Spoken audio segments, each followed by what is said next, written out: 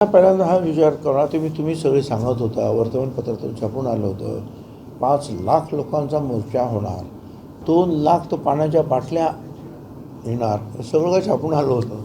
म्हणजे 5 लाख लोक आले की नाशिक बंदच ना. पोलिसांचा रिपोर्ट आहे 8,000 लोक होते आणि त्याच्यातून बाहेरचे कितीतरी लोक होते. आणि त्याच्यामध्ये आता काही लोक इकडचे पण होते, 2-3 लोक मला माहिती आहेत, मी सगळं ते आलेले आहेत म्हणजे याच्यामध्ये. ते घाणेरड्या शिव्या देत होते मला. त्यांचं काय घोडं मारलं आहे मी. तुम्ही तुमचं काय करायचं बोलायचं ते बोला, शिव्या द्यायचं काय कारण. पण काय त्यांची संस्कृती आहे.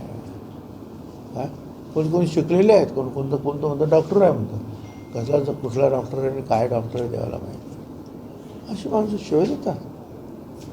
आणि जरांगेत ते तर काय देतात, आज नाही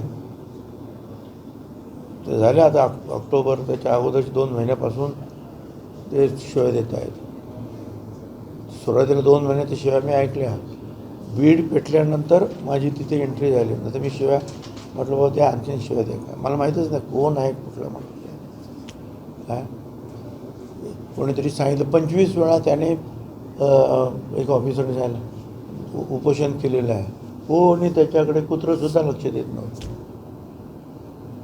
लाठीमार वगैरे झाला, सगळं झालं. एका दिवसात तो देव झाला.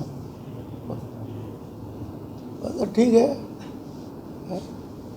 त्यांना तर मी सांगितलं आहे की तुम्ही आता 288 उमेदवार उभे करा, काय त्याच्यासाठी जरा वेळ द्या.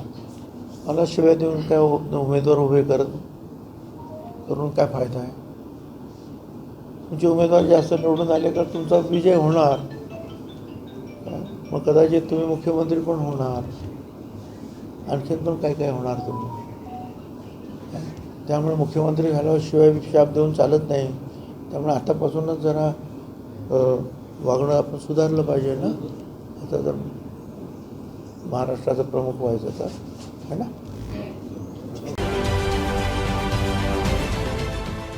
देश विदेशातील प्रत्येक घडामोडींचे लाईव्ह अपडेट मिळवण्यासाठी आता साम टीव्हीच्या सर्व सोशल मीडिया प्लॅटफॉर्मला लाईक, फॉलो आणि सबस्क्राईब करा.